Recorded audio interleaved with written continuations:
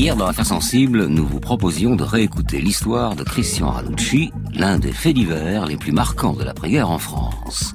Une histoire qui commence à Marseille par le meurtre de la petite Maria Dolores Rambla, 8 ans, enlevée au pied de son immeuble sous les yeux de son petit frère Jean-Baptiste, 6 ans. Dans ce premier épisode, l'accent était mis sur l'arrestation de Christian Ranucci, l'un des derniers condamnés à mort de notre pays. C'est en 1976 que, honteusement, caché derrière les murs de la prison des Baumettes, au petit matin, quand le bon peuple dort encore, que la guillotine a encore sévi, soit 5 ans avant l'arrivée au pouvoir de François Mitterrand et l'abolition de la peine de mort. Tant mieux pour la France, trop tard pour Ranucci. Alors, point final de l'histoire? Non, loin de là. Car derrière cette affaire était tapie dans la douleur la famille Rambla. Le père de la petite victime, Pierre Rambla, un homme fou de douleur qui n'hésitera pas à embarquer son fils Jean-Baptiste dans son funeste combat. Comment grandir en effet lorsqu'on a le sentiment de ne pas avoir su protéger sa sœur? Comment expier et jusqu'où? Notre invitée aujourd'hui, Aurélie Joly, l'avocate de Jean-Baptiste Rambla, co-autrice avec son confrère Frédéric David, du livre intitulé La malédiction du pullover rouge, qui vient de paraître aux éditions Max Milo. Affaires sensibles, une émission de France Inter, en partenariat avec l'INA, récit documentaire Sophie Baubert, coordination Christophe Barrère et réalisation Flora Bernard. Fabrice Drouel,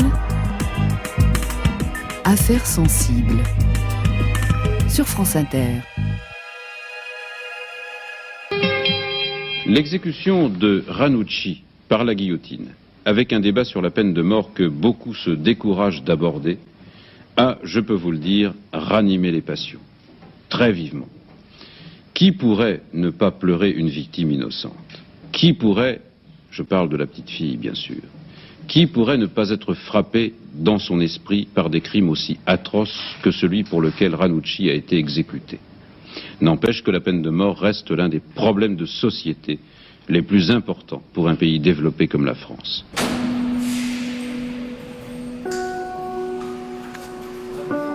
28 juillet 1976, 4h13.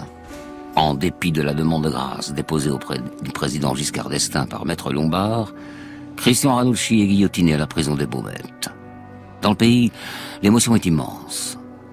D'autant que, 2 ans plus tard, l'un des meilleurs journalistes enquêteurs de France, Gilles Perrault, publie un livre intitulé Le pullover rouge, dans lequel il développe la thèse selon laquelle l'enquête a été bâclée et qu'on a tué Ranucci alors que le doute subsistait. Le retentissement de cette contre-enquête est énorme. Il y est question de pression politique sur la police et la justice du pouvoir giscardien et de ce porte-flingue le ministre de l'Intérieur, Michel Poniatowski. L'onde de choc, évidemment, n'épargne pas la famille de la victime, la famille Rambla, qui pour se protéger et grâce au soutien de la municipalité, quitte la cité Sainte-Agnès et déménage au 4e étage de la cité Menton, toujours à Marseille. La mère, Dolores, se réfugie dans le travail et la propreté, de façon obsessionnelle. Le père, Pierre, s'investit à fond dans le combat pour le maintien de la culpabilité de Ranucci, tout aussi obsessionnel. Pour cet homme, ravagé par la souffrance et qui ne parvient pas à faire le deuil de sa fille, le livre de Perrault, qui propulse Ranucci en martyr, le rend fou. Oh, il entend bien cette petite musique qui monte. Ranucci, exécuté à tort, serait une victime, la victime de toute cette affaire. Et les Rambla, eux, seraient ses bourreaux, en quelque sorte. Insupportable renversement des valeurs pour cet homme d'origine espagnole qui a lutté toute sa vie pour être reconnu comme un homme respectable.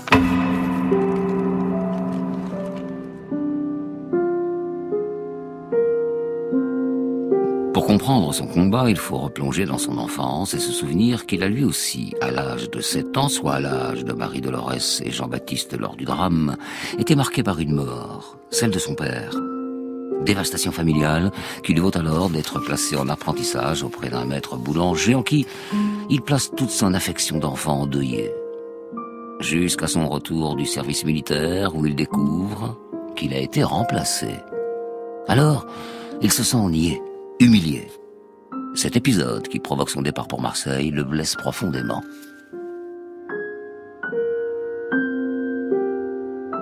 Ainsi, lorsque des années plus tard, le destin lui prend sa fille, puis érige Ranucci en victime, Pierre Rambla bascule dans la folie. intarissable. Il écrira même, avec l'aide d'Henri Michel du journal Minute, un livre intitulé « Le Cirque rouge », dans lequel il qualifiera la campagne de réhabilitation de Ranucci d'agression permanente, de persécution. Je reprends ces mots. Et puis, en 1979, nouveau coup de boutoir, quand sort le film de Michel Drac, Le Pullover rouge, qui s'inspire largement du livre de Gilles Perrault, jusqu'à en reprendre le titre. Pour Pierre Rambla, c'en est trop. Alors, il s'invite sur les plateaux TV, comme ici sur Antenne de Midi. Je ne comprends pas, attendez, je ne comprends pas le pourquoi maintenant, c'est pas l'abolition de la peine de mort. Ça, je suis pour rien, ça c'est pas mon affaire à moi. D'accord. La única affaire que c'est à moi, que j'ai une famille, j'ai 3 enfants, ma femme et moi, nous sommes 5, que j'ai un enfant qui est traumatisé à 100% depuis le Pullover rouge, et que moi je ne permettrai pas que Drac et Pierrot se remplissent la poche del crimen de ma petite Maria Dolores.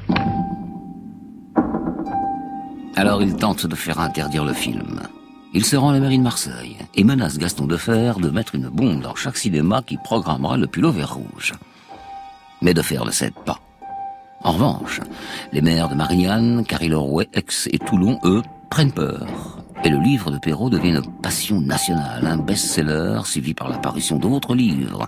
Les pour, les contre, tous s'y mettent, relayés par des dizaines d'articles de presse, d'émissions de télé, de manifestations à l'appel. Un climat hystérisant entretenu par 3 demandes de révision du procès, toutes rejetées.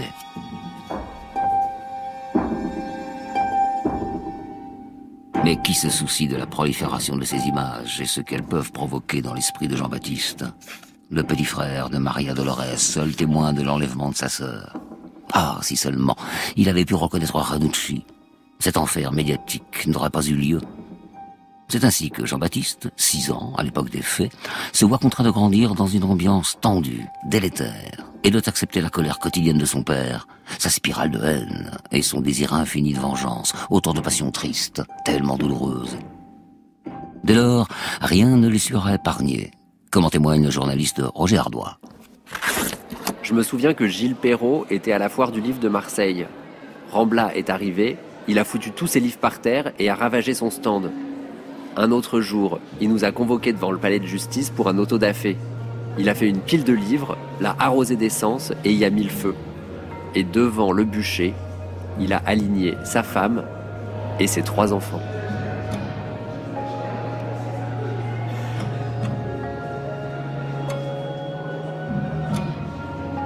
Bientôt, entre le père et le fils, c'est une histoire d'emprise et d'embrigadement. Combien de fois Pierre lui en a-t-il parlé de cette affaire? Et combien de fois l'a-t-il emmené avec lui à des meetings pro-peine de mort organisés par le Front National?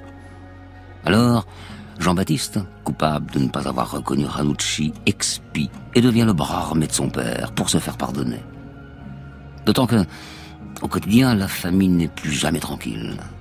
Désormais, à cause d'eux et de Jean-Baptiste, aux yeux d'une partie de l'opinion publique, un innocent est mort. Une vague d'indignation submerge la France abolitionniste et les Rambla doivent changer à 5 reprises de numéro de téléphone pour échapper aux coups de fil qui les traitent d'assassins, sans compter les lettres anonymes. Le petit garçon en perd le sommeil, assailli de maux de ventre, de crises d'asthme. On lui donne des tranquillisants et on passe sous silence le fait qu'il ne parvienne plus à monter en voiture sans paniquer, par exemple. Cet enfant est si taciturne, si compliqué, comme en témoigne le commissaire divisionnaire Jean-Louis Vincent, dans l'émission Une histoire particulière sur France Culture. On voit mal comment cet enfant qui a grandi avec le souvenir de sa sœur, entretenu en plus de manière probablement excessive par son père, qui lui ne cessait d'en parler. Il y a une photo qui est connue où on les voit dans leur salle à manger. Contre le mur, vous avez un grand portrait de Maria Dolores, la petite, et vous avez son couvert qui est mis à table, qui évidemment ne sert à rien, mais qui est là, et toute la famille autour. Bon, je veux dire, le père a fait en sorte que cette affaire ne disparaisse jamais de leur environnement familial. Cet enfant, il a donc été enlevé là-dedans. On dit qu'il a culpabilisé aussi un peu parce qu'il n'a rien empêché, mais que pouvait-il empêcher à son âge? C'est pas, il ne pouvait rien faire. Et donc, effectivement, tout ça a certainement contribué à son déséquilibre. C'est un enfant qui a mal grandi, mais je ne vois pas comment ça pourrait être autrement. Je pense que l'affaire Ranucci y est pour beaucoup. Puis, peu à peu, c'est le couple Rambla, le couple parental qui se fissure.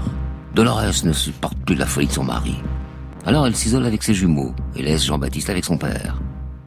Un soir, une dispute éclate, plus forte que les précédentes. Jean-Baptiste voit son père sortir un couteau et menacer sa mère. Il s'interpose. De toute façon, rien ne tourne plus rond autour de lui. Pas même les copains qui le stigmatisent, l'appelant le frère de la petite fille. Même l'école n'est d'aucun secours, au contraire même. Arrivé en classe de 4e, voilà qu'il ouvre son livre de français pour un exercice.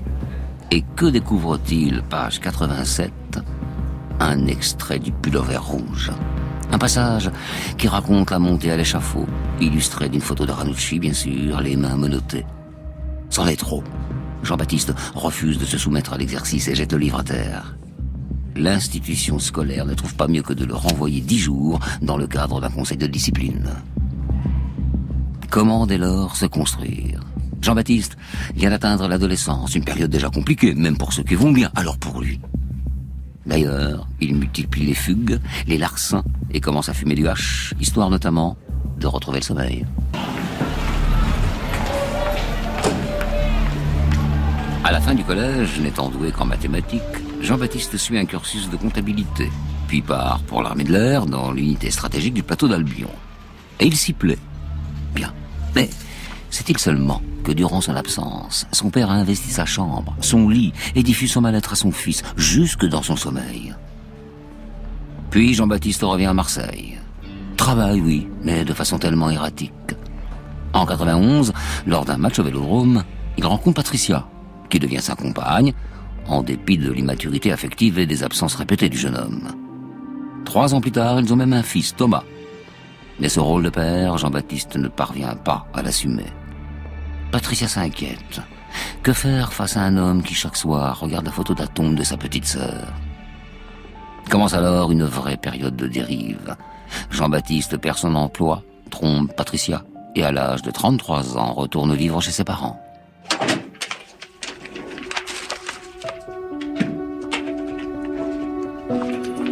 Or, Pierre Rambla ne supporte pas de voir son fils oisif. Il le présente alors à Christian et Corinne, les époux Belde, qui gèrent une société de logistique pour des tournages. La société se nomme Crisco. Chris pour Christian et Co pour Corinne. Et le couple a besoin de bras, payés aux blagues bien sûr. Jean-Baptiste accepte. C'est ainsi qu'on le retrouve sur les tournages, comme la série télé Avocat et Associés, ou encore sur ce film de Thomas Vincent au nom prémonitoire « Je suis un assassin ». Tour à tour, il est chauffeur de camion, monteur de tente, préposé à la plonge. Et il s'y sent bien. Oui, c'est pour lui l'occasion de voir du pays, de respirer, de côtoyer des vedettes. Et d'avoir les moyens de s'acheter de la cocaïne en plus du hashish, drogue dont les effets des inhibiteurs le rendent heureux, mais surtout addict. Comme en témoigne Julien de 13, rencontré lors des tournages. Ce dont je me souviens, c'est qu'il avait un problème avec le hashish, qu'il fumait comme des cigarettes. Et puis, il aimait trop le pognon. Il me parlait toujours de combines pour grappiller. Parallèlement, Jean-Baptiste développe une relation intime avec Corinne Belde, sa patronne. Cette femme, joyeuse, sûre d'elle, est un peu plus âgée que lui. Et, coïncidence troublante, elle a fréquenté la même école que Maria Dolores. Elle était même présente lors de ses obsèques, à l'instar des autres enfants du quartier d'ailleurs. Il y avait tellement de monde.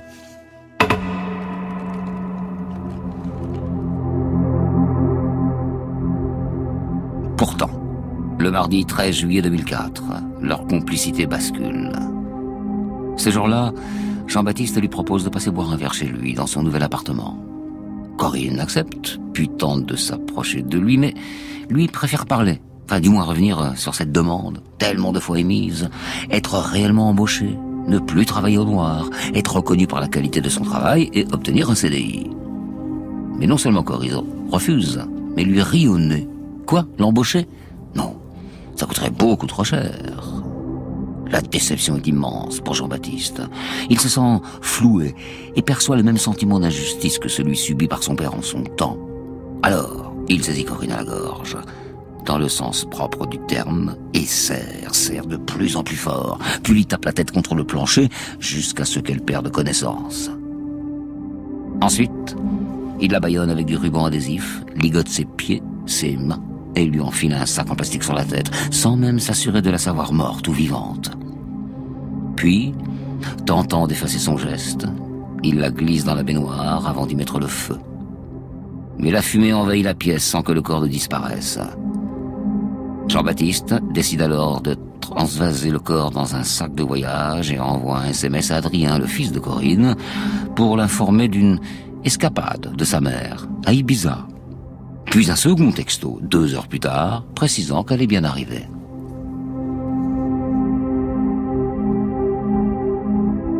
Enfin, il rejoint le domicile de Patricia, son ancienne compagne, au 11 à Impasse du Cas.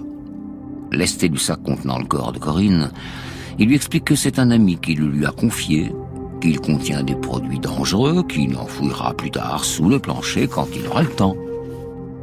Mais bientôt, Patricia se plaint de l'odeur qui s'en dégage. Et Jean-Baptiste la rassure. « Oh, c'est rien, un chat mort. » Étonnamment, il n'enterre pas le sac. Enfin, comment supporte-t-il l'idée de vivre si près de ce corps supplicié, d'autant que son fils, Thomas, joue innocemment à quelques pas, là, à côté. La famille de Corinne la cherche, bien sûr. À Marseille, en Espagne, en vain. Disparaître ainsi, non. Non, c'est pas son genre. Alors, Christian confie son désarroi à Jean-Baptiste, qui le console.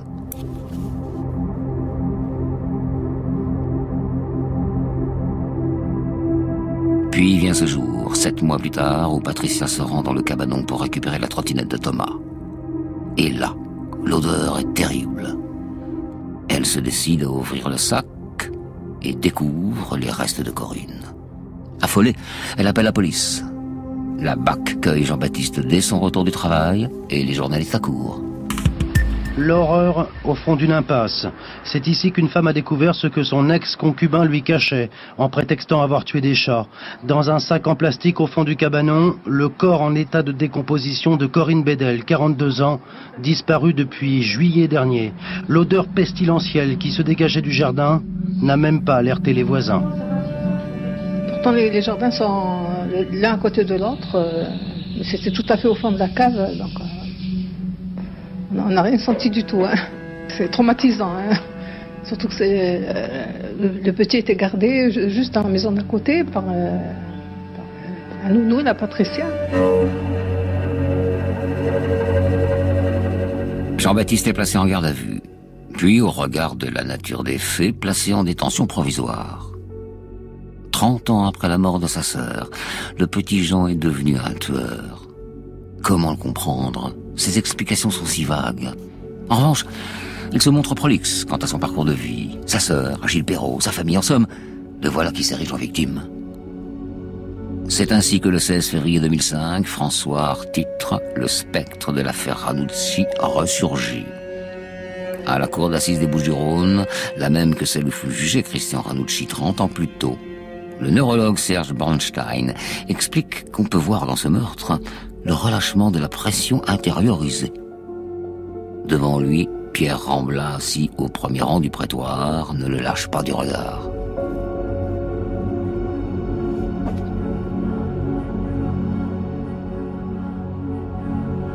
Mais cette fois, la presse locale éprouve une certaine compassion pour les Rambla, aux grandes dames de la famille Corinne. On ne parle pas assez de ma sœur, déplore Edith Beld. Enfin, c'est elle qui a disparu. Ce qui s'est passé il y a 30 ans à cause de Ranucci n'a rien à voir. De toute façon, ajoute-t-elle, quelle que soit la peine de prison qui sera prononcée à l'encontre de M. Rambla, ça ne sera jamais assez. Saisissant télescopage, vertigineux jeu de miroir, de mémoire judiciaire, on n'avait jamais vu ça. Alors, comme 30 ans auparavant, le débat fait rage. Ici, l'avocat Jean-Michel Pesanti évoque le passé traumatique de Jean-Baptiste. Comment voulez-vous appréhender la personnalité, l'évolution de Jean-Baptiste Rambla si vous faites l'économie du drame qu'il a vécu depuis l'âge de 6 ans et demi? C'est pas possible. Dans son réquisitoire, l'avocat général Roland Mailly réclame 20 ans de prison. Jean-Baptiste s'en sort avec 18. Direction les Baumettes, là où Christian Ranucci fut guillotiné. Étonnamment, Jean-Baptiste Rambla se révèle détenu modèle.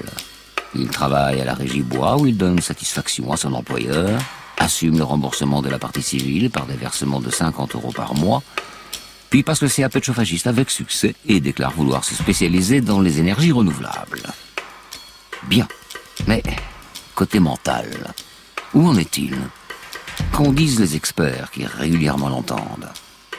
En août 2013, il note: le détenu n'apparaît que peu susceptible de présenter une dangerosité en milieu libre. Le risque de récidive apparaît peu probable. Dont acte. Le juge d'application des peines lui accorde sa demande de libération conditionnelle à compter du 23 février 2016. Un nouvel avenir s'offre à lui. Au même moment, coup de chance, une société d'insertion spécialisée dans le recyclage de matériel informatique, implantée près de Toulouse, l'embauche. La réadaptation sociale est enclenchée en étroite collaboration avec le SPIP, le service pénitentiaire d'insertion et de probation. Et puis, sa petite sœur Karine est là, qui l'encourage, lui vouant une confiance absolue. Enfin, cette libération lui permet de retrouver Thomas, son fils, désormais âgé de 8 ans, l'âge exact qu'avait Maria Dolores au moment de sa mort, rappelons-le. Tout va mieux alors? La malédiction Ranucci peut enfin être enterrée? Non. Car le poison de la colère agit toujours au plus profond de son âme, à l'instar de ce serment prêté devant son père en 2013 sur son lit de mort lorsqu'il lui promet de reprendre le combat.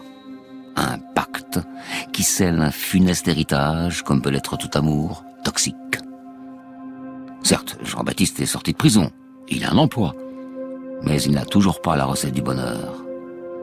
Alors il traîne son mal-être au PMU, fréquente des sites de rencontres, jusque-là tout va bien, mais replonge dans les drogues, y compris les dures, comme la cocaïne.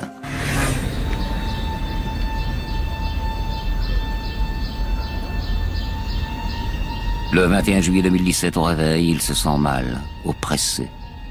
Il croit se souvenir avoir été agressé la veille au soir, persécuté même. Mais par qui? Un homme, oui, accompagné d'une femme noire. Vérité ou délire? Pourquoi ne pas avoir porté plainte? Je n'avais qu'une égratignure, expliquera-t-il plus tard. Il n'empêche, Jean-Baptiste se sent mal. Alors il se rend chez un ami, à l'autre bout de la ville, afin de trouver du réconfort. Mais il trouve porte close. Son malaise grandit. Et au hasard de son errance, vers 12h30, il s'installe dans un square, le jardin d'Ambarthes, et se fait une ligne de cocaïne.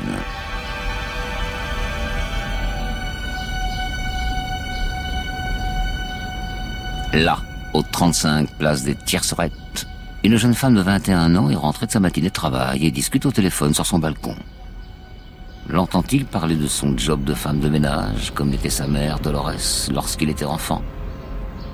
À nouveau, il regarde la jeune femme. Elle a l'air heureux.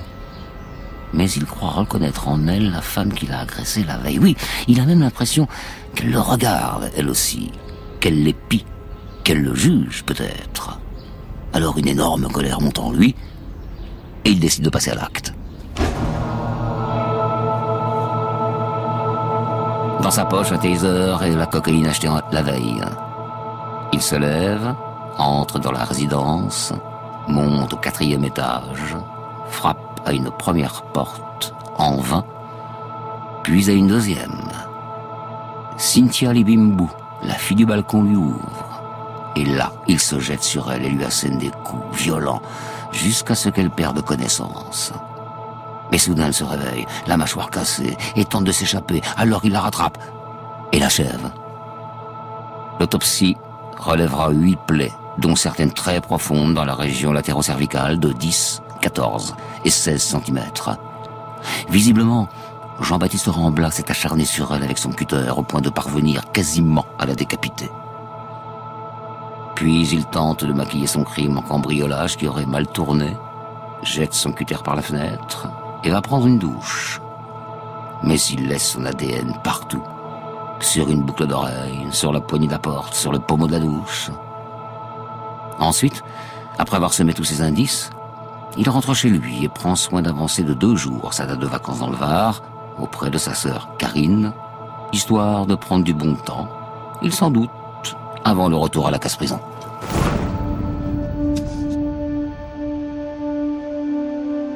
Le 27 juillet, en effet, inquiet de l'absence de sa fille, le père de Cynthia Lébimbou appelle les pompiers qui enfoncent la porte de l'appartement et qui découvrent la jeune fille nue dans une mare de sang. Un véritable carnage. Le relevé d'ADN match. C'est bien celui de Jean-Baptiste Rambla. Le 9 août, il est interpellé. Tout d'abord, il nie. Puis, à la 4e déposition, il craque et déclare « Je me sens soulagé de vous avoir dit la vérité. Mais je ne sais pas expliquer mon geste. Je sais que je suis coupable. Mais au fond de moi, je ne me sens pas responsable. » Interrogée la veille du procès, la mère de la victime s'insurge contre le laxisme réel ou supposé de la justice.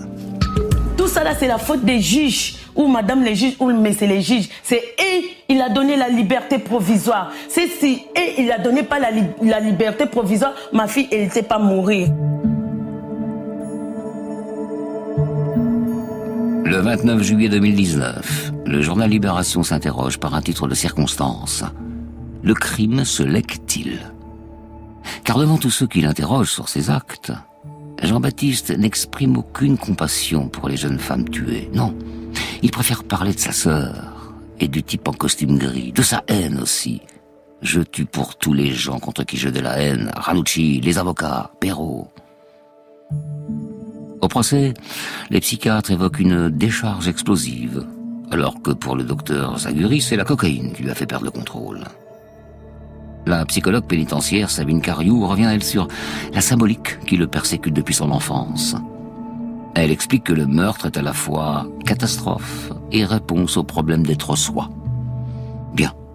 Mais lorsqu'elle demande à Jean-Baptiste pourquoi il ne s'est pas fait aider pour soulager son malaise, il répond « Ce n'est pas un psychologue qui va régler le problème de Ranucci. » Silence pesant dans la salle d'audience. Lui accordons tout de même le crédit du traumatisme subi enfant, l'avocat général David Sena s'exclame. Vous vous êtes plaint d'une persécution des médias, certes, mais 46 ans après les faits, qui, sinon vous, est le meilleur agent de cette médiatisation ?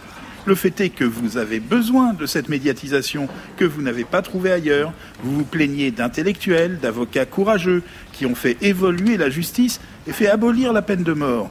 Mais en cet instant, monsieur Rambla, vous devriez plutôt les remercier, car vous êtes un meurtrier en puissance. Vous n'avez pas de limite.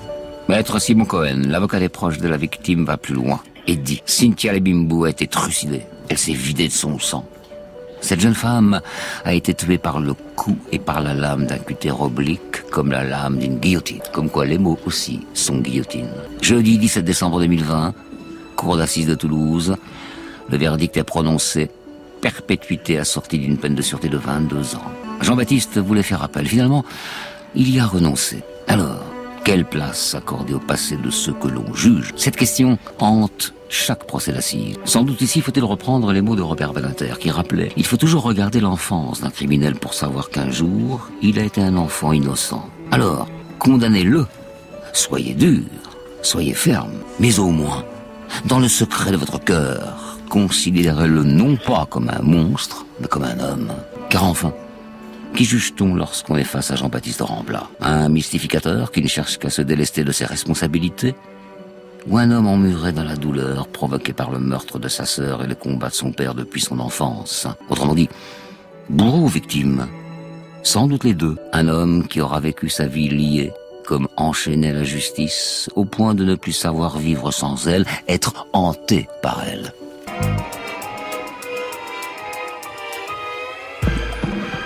Affaire sensible, Fabrice Drouel. Aujourd'hui, l'affaire Jean-Baptiste Rambla, dont nous allons parler avec notre invitée Aurélie Joly. Bonjour. Bonjour, monsieur Drouel. L'avocate de Jean-Baptiste Rambla, co-autrice avec votre confrère Frédéric David, qui lui aussi a défendu Rambla, donc co-autrice du livre intitulé « La malédiction du pullover rouge ». Alors on comprend vraiment le titre, d'abord quand on lit le livre et quand on se penche sur le récit, on comprend bien de quoi il s'agit. C'est une malédiction du pullover rouge et qui vient de paraître aux éditions Max Midlot. Il a bien renoncé à son appel, dites-moi. L'appel de sa condamnation. La semaine dernière, c'est ça. Il s'est désisté il y a à peu près 15 jours 15 de jours. son appel. D'accord, mais pourquoi ?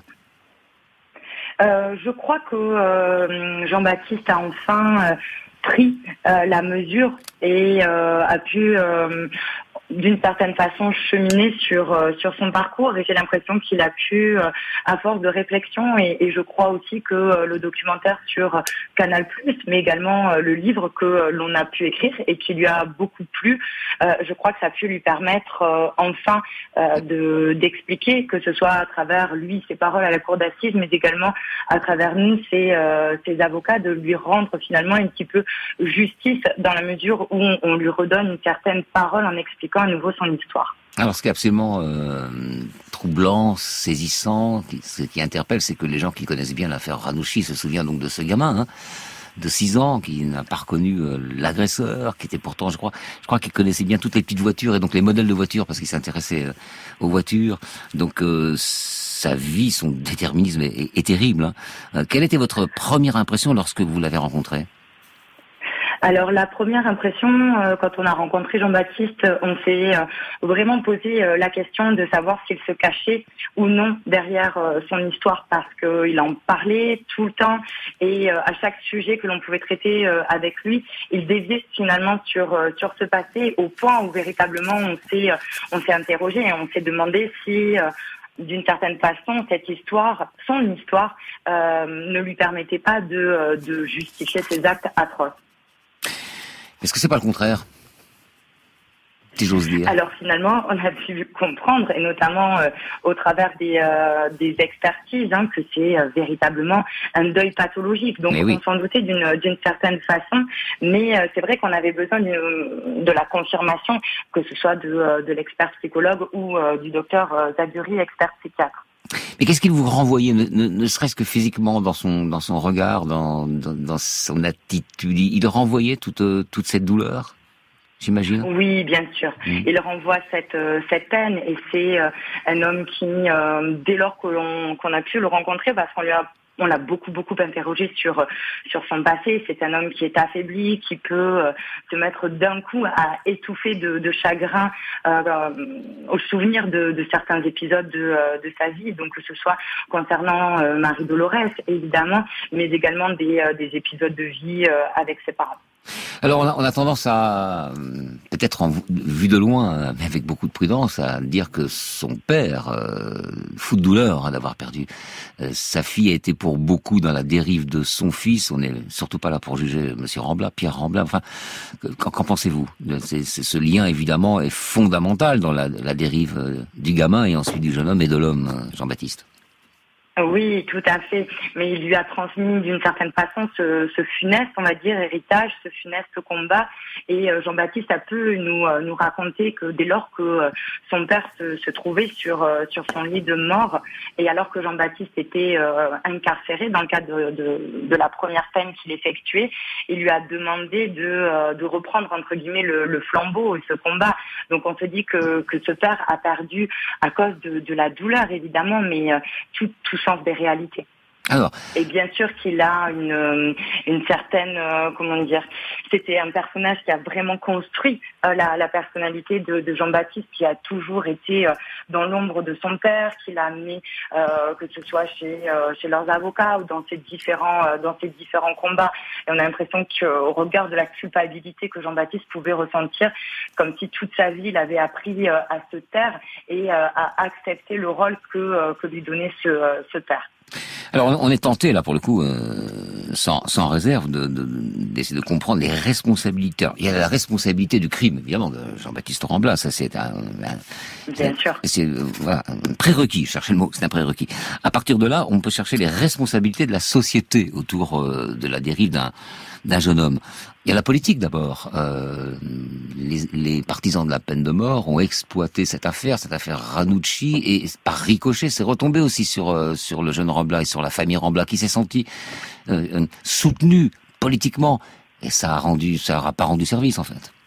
Ben, qu'on puisse dire. Non, bien sûr, mais c'est déjà toute une opinion publique. On se rappelle le climat dans lequel avait été condamné Christian Ranouchi, où l'opinion publique réclamait véritablement la tête de Christian Ranouchi, et d'un coup on voit qu'elle est capable de se retourner contre cette famille dès lors que le livre de Gilles Perrault sort, et où finalement c'est cette famille qui va devenir le bourreau et qui aurait été condamné celui que l'on considérait comme étant un innocent. Donc ils ont vraiment été des victimes collatérales de ce combat, bien sûr, qui était nécessaire pour l'abolition de la peine de mort. Et les services sociaux n'ont pas été alertés? Qu'est-ce qu'ils ont fait? Mais si on se replace un petit peu dans le contexte de ces années 70, on se dit qu'évidemment il n'y avait pas, comme aujourd'hui, de cellules psychologiques. Ce petit garçon a dû s'exprimer à différentes reprises, que ce soit auprès des journalistes, auprès des officiers de police judiciaire de l'époque, mais évidemment il n'y avait pas de cellules psychologiques. Je crois aussi, donc bien sûr, qu'il y a cette défaillance de la part des institutions, mais également cette famille aussi qui je crois était trop endeuillée et qui n'avait peut-être pas aussi les outils pour permettre à Jean-Baptiste d'expier finalement toute cette tristesse et toute cette colère. Effectivement, difficile d'en vouloir à la famille tant la douleur était terrible pour cette famille-là, la famille Rambla. En revanche, là on peut juger. L'école, ce qu'on a raconté là dans le récit, se fait terrible. Il est en 4e, il est en cours de français, il ouvre le livre de français et il y a un texte sur Ranucci qui monte à l'échafaud. Mais enfin, le prof qui a fait ça, il n'a pas pensé une minute, et la direction de l'école et tout le système éducatif. Là, ça paraît quand même assez révoltant, ça. Ah oui, absolument. Et puis d'autant que je pense que vous vous souvenez de cet épisode où justement Jean-Baptiste, il jette ce livre au sol et c'est lui qui est renvoyé de l'école pendant une semaine. Donc on se dit c'est une double peine, voire triple peine pour ce jeune garçon qui est déjà à cet âge-là, qui n'est pas protégé, qui est incompris. Est-ce que le corps enseignant a été convoqué comme témoin au procès pour s'expliquer? Non, en aucun cas. C'était intéressant pourtant. Non. Est-ce que ça aurait été intéressant d'avoir, est-ce que du coup il y a un recul qui est pris de la part du corps enseignant quelques années après? Est-ce que c'est possible pour lui de faire finalement ce travail, de se dire peut-être qu'il y a eu des défaillances? Je crois que c'est toujours un petit peu difficile de se placer face au miroir et de réaliser. Aurélie Joly, on se retrouve, on se retrouve, ne quittez pas, surtout on se retrouve dans 3 minutes après avoir... Aurélie Joly, on va écouter les paroles de l'un de vos confrères, Simon Cohen, l'avocat des parties civiles durant le procès pour le meurtre de Cynthia Libimbou, la fille au balcon, extrait du documentaire Une histoire particulière sur France Culture. Comment juger un garçon qui aujourd'hui a 41 ans, qui est en semi-liberté dans sa tête depuis l'âge de 6 ans et demi, c'est-à-dire depuis l'âge où il a été le témoin de l'enlèvement de sa sœur, depuis l'âge où, en plus de sa douleur de petit frère qui n'a pas su protéger sa sœur et la culpabilité qui va avec, est devenu quelqu'un qui, par ses hésitations d'enfant devant les enquêteurs, a fait le témoignage qui est la clé de voûte de tous les discours révisionnistes sur la culpabilité de Ranucci. En semi-liberté dans sa tête depuis le drame, la formule est belle, elle semble juste, hein? Oui, tout à fait, elle semble juste, et il avait pu effectivement nous dire, alors d'autres termes, mais nous expliquer que d'apparence il était normal et qu'à l'intérieur il se sentait gangréné par la haine. Alors comment réagit... Ce sont des mots très forts. Oui, bien sûr, mais comment réagissent les familles victimes de Rambla? Parce que pour elles, c'est difficile à entendre tout ce qui apparaît comme des circonstances atténuantes, finalement, de ces garçons frappés d'une double, voire triple peine. Enfin, pour les familles victimes, est-ce qu'on peut entendre ça? Est-ce qu'elles peuvent entendre ça?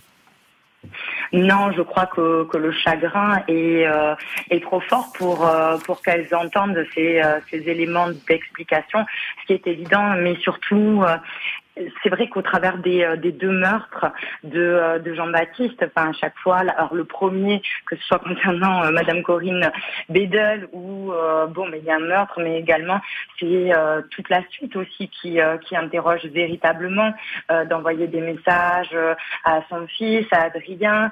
Derrière, on cache un sac dans un cabanon pendant plusieurs mois. De la même façon, donc il y a une sorte de parallèle avec le meurtre de Cynthia Libimbou, où il essayait essaie de maquiller la scène en cambriolage. Et c'est vrai que je crois qu'au-delà des actes qui sont déjà abominables et inaudibles, évidemment pour la famille, ce sont aussi toutes les suites qui interpellent. Et je crois qu'elles ne permettent pas évidemment à ces familles de se mettre à la place de cet homme. Alors quelque chose est étonnant dans l'affaire de Jean-Baptiste Rambla. Il ne s'en prend pas aux personnes que dans son esprit l'accusent, c'est-à-dire Gilles Perrault ou Michel Drac. Il s'en plaint sans cesse. Et il s'attaque à des femmes, et sans aucune pulsion sexuelle. Il y a une traduction de cela ? Alors on a pu en discuter avec les experts qui n'ont pas creusé sur cette piste, parce que c'est vrai qu'on s'était toujours interrogé, et puis notamment il y a quand même un parallèle entre ces deux femmes qui sont quand même très très typées, donc on a essayé d'en savoir un petit peu plus, et malheureusement il n'y a absolument aucune explication qui ressort des expertises, ni d'ailleurs de Jean-Baptiste lui-même. Il n'a pas été question de la part des experts de deux notions, passage à l'acte et recours au passage à l'acte ?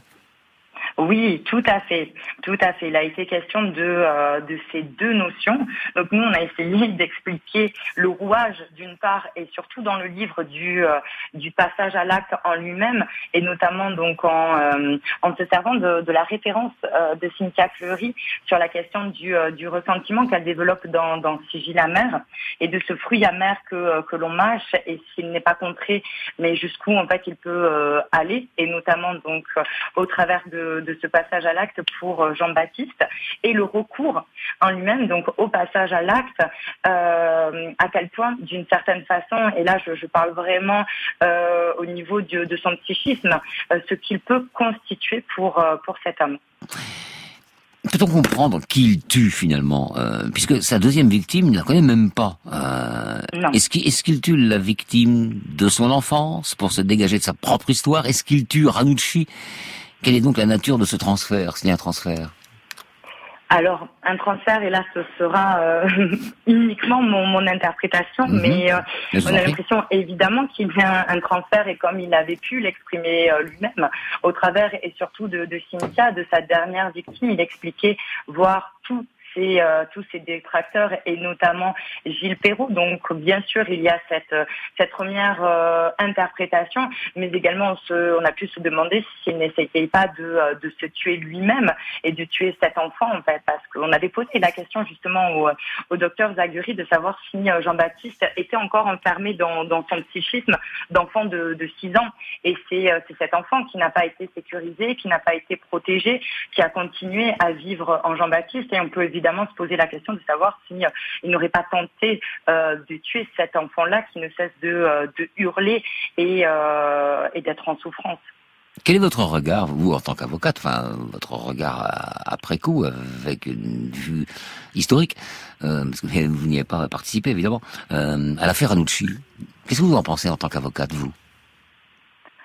Alors sur les faits en eux-mêmes, je n'ai pas forcément envie de revenir dessus, parce que moi je ne connais pas le dossier en soi, donc je pense que ce serait un petit peu compliqué de pouvoir se prononcer là-dessus. Bon, on connaît de toute façon évidemment toute la polémique qu'il y a eu autour du livre de Gilles Perrault, mais il semble quand même qu'au bout de 3 demandes de révision, elles n'ont pas abouti avec satisfaction, en tout cas. Donc on peut imaginer, et au regard de toute façon de la justice, Christian Ranucci a été reconnu coupable. La difficulté, c'est que, et comme je le disais au début de mon intervention, c'est que Christian Ranucci a servi de mythe de l'erreur judiciaire, donc que ce soit le premier tremplin par le livre, au travers du livre de Gilles Perrault, et ensuite ça n'a été en fait que ce tremplin à l'abolition de la peine de mort. Je vois cette affaire de cet œil-là, au travers de ces victimes. Bien sûr. Je vous remercie, Aurélie Joly. Je rappelle le titre de votre livre, écrit avec votre confrère Frédéric David, qui vient de paraître aux éditions Max Milo. Le titre, c'est La malédiction du pullover rouge. Bravo, parce que tout est dit aussi dans le titre. Merci, au revoir. Merci, au revoir.